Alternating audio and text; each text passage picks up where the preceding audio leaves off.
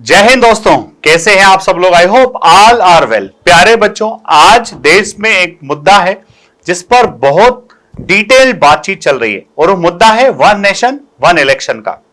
तो ये one nation one election क्या है, इस टॉपिक को हम बहुत ही गहराई से और बहुत ही सिस्टमेटिक तरीके से समझेंगे।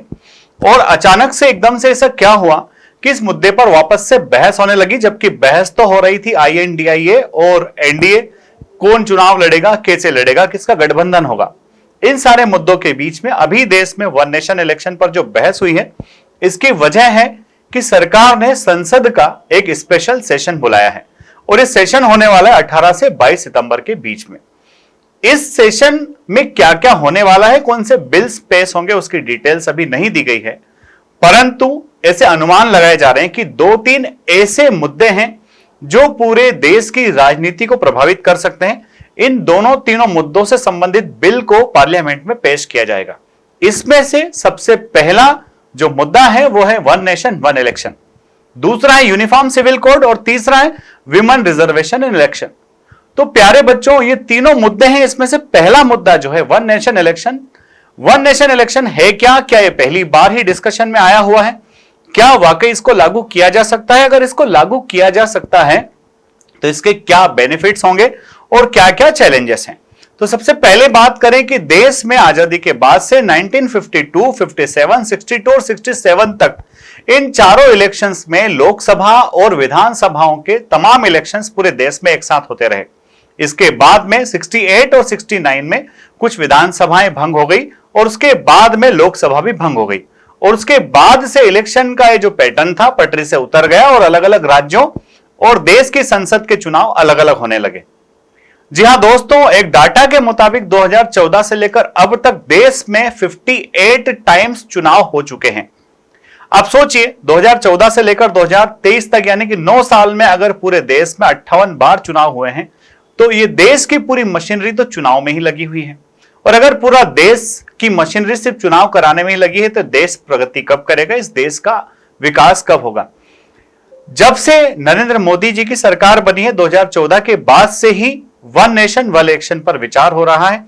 कई बार इस पर अलग अलग लोगों ने अपनी अलग अलग राय दी है। कुछ पार्टियों के नेताओं ने भी इसके प्रति सहमति जताई है, जबकि कुछ नेताओं का ऐसा कहना है कि वन नेशन वन इलेक्शन ठीक नहीं है। तो वन नेशन वन इलेक्शन क्यों ठीक है, इसके पक्ष में अगर हम बात करें तो सबसे बड़ी बात तो यह कि देश जो पूरे 5 वर्ष तक चुनावी मोड में रहता है, अगर एक ही बार में चुनाव होंगे, एक ही बार में अगर इलेक्शन होंगे, तो मान लिया जाए कि देश अगर 6 महीने भी चुनावी मोड में रहेगा तो बाकी के 4.5 साल देश में चुनाव के अलावा सार्थक बहस हो पाएगी, सार्थक विकास की बातों की प्लानिंग का सही से इंप्लीमेंटेशन हो पाएगा और साथ ही साथ देश के हमारे अधिकारी, कर्मचारी, सिक्योरिटी एजेंसीज जो हमेशा कहीं ना कहीं व्यस्त होते हैं, वो उनके डेडिकेटेड और असाइंड वर्क पर फोकस कर पाएंगे। साथ ही इसमें जो बेतहाशा धन खर्च होता है, कहीं ना कहीं उस धन के खर्च पर भी लगाम लगाया जा सकेगा। साथ ही समाज में होने वाली कई सारी आपस में बुराइयां जो है, जो खासकर चुनावों के समय पर ही आपसी वाद विवाद होते हैं, उन वाद विवादों पर भी पाबंदी लगाई जा सकेगी या उन पर विजय पाई जा सकेगी। अब इसके विपक्ष में जो तर्क दिए जा रहे हैं वो ये तर्क दिए जा रहे हैं कि जब देश में एक साथ लोकसभा और विधानसभा के चुनाव होंगे तो पब्लिक कंफ्यूज हो जाएगी कि हम किसे वोट दे, किसे वोट ना दे, और कहीं ना कहीं देश के चुनाव जो है वो प्रेसिडेंशियल सिस्टम की तरफ चले जाएंगे, जिसमें सिर्फ 2 ही पार्टी मुख्य रूप से उभरेगी और उन दोनों के बीच में ही मेन प्रतिस्पर्धा होगी, जबकि रीजनल पार्टीज का कहीं ना कहीं अहमियत कम हो जाएगी, उनका अस्तित्व खतरे में होगा।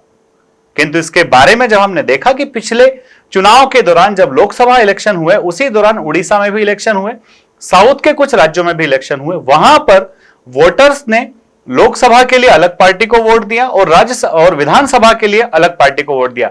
इससे समझ में आता है कि देश का मतदाता है वो अवेयर है, जागरूक है, उसको पता है कि नेशनल असेंबली के लिए हमें किसे वोट करना है और राज्य की विधानसभा के लिए हमें किसे वोट करना है। साथ ही दूसरी बात कही जा रही है कि रीजनल मुद्दे गायब हो जाएंगे और सिर्फ कुछ विशेष चुनिंदा राष्ट्रीय मुद्दों पर ही चुनाव लड़े जाएंगे, जबकि ऐसा बिल्कुल भी नहीं है।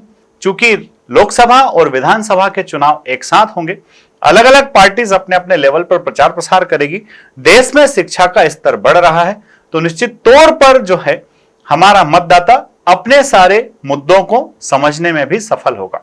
तो अगर देश में एक राष्ट्र एक चुनाव की ये जो थीम है, जिस पर अभी हाल ही में एक नई कमेटी भी बनाई गई है और देश के पूर्व राष्ट्रपति रामनाथ कोविंद जी इस कमेटी के अध्यक्ष मनोनीत किए गए हैं, तो निश्चित तौर पर कहीं ना कहीं ऐसा लगता है कि संसद का जो विशेष सत्र बुलाया जा रहा है, इस विशेष सत्र में वन नेशन वन इलेक्शन पर कोई बिल पास किया जाए और हो सकता है ये बिल जो है पूरे देश के चुनावों का डायरेक्शन एक तरफ मोड़ दे। अगर वीडियो आपको अच्छा लगा है तो लाइक शेयर सब्सक्राइब करना ना भूलें। साथ ही इसी तरह के और इंफॉर्मेटिव वीडियोस जो आपके एसएसबी इंटरव्यू के लिए काफी हेल्पफुल होने वाले हैं, हमारे इस चैनल को आप सब्सक्राइब कर लीजिए, क्योंकि जब भी आप एसएसबी इंटरव्यू देने जाएंगे आपके जीटीओ साहब अपना न्यूज़पेपर उठाएंगे और ऐसी कोई खबर जिसपे 3-4 दिनों से कुछ ना कुछ बातचीत चल रही है वही टॉपिक आपको दे देंगे और उसी पर आपको डिस्कशन करना पड़ेगा। अगर आप ठीक से समझ करके जाएंगे तो डेफिनेटली आपका रिकमेंडेशन पक्का है। जय हिंद, जय भारत, इंकलाब जिंदाबाद, भारत माता की जय।